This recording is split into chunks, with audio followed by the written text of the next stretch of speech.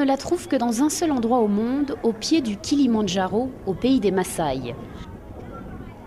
La tanzanite, pierre précieuse formée il y a 5 millions d'années, n'a été découverte qu'en 1967. 1000 fois plus rare que le diamant, elle a immédiatement séduit le marché américain, l'Asie, puis l'Europe. Il y a la pierre en elle-même, qui est une pierre extrêmement rare, mais surtout qui est une pierre à la base trichroïque. C'est-à-dire qu'il y a 3 couleurs à l'intérieur. Selon l'axe regardé, la tanzanite devient bleue, marron ou violette. C'est la société sud-africaine Tanzanite One, avec plus de 700 employés, qui produit les 3/4 de la pierre précieuse.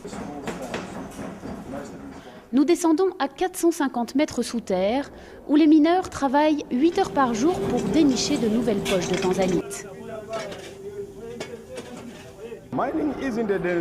Travailler dans les mines est dangereux, mais c'est dangereux seulement si vous ne respectez pas les conditions de sécurité. Nous protégeons nos travailleurs autant qu'il le faut. La tanzanite se négocie dans la ville d'Arusha. Dans ce comptoir d'achat, appartenant à des Français, les courtiers sont en majorité Maasai. La palabre dure plus d'1 heure dans une atmosphère de plaisanterie, mais Zakaria ne lâche pas. Il tient à vendre au meilleur prix. Propriétaire d'une mine depuis 8 ans, il est devenu le notable de son village et possède plus de 300 vaches.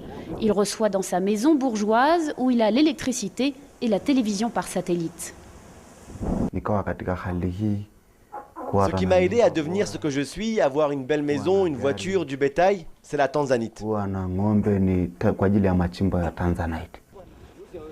Les conditions de travail dans ces petites mines, exploitées par des hommes d'affaires locaux, sont beaucoup plus aléatoires et dangereuses. Chaque année, des mineurs succombent en raison des inondations. Pour tout équipement, une lampe de poche, pas de casque, de bottes ni de combinaison. Ils sont nourris, mais ne reçoivent pas de salaire. Seule solution, garder quelques pierres dans les poches pour pouvoir les revendre en secret. C'est sûr que si le patron nous prend avec une pierre grosse comme celle-là, il ne nous laissera jamais la garder. Comme partout ailleurs, le travail dans les mines reste pénible. Mais la tanzanite fait vivre des milliers de personnes dans la région.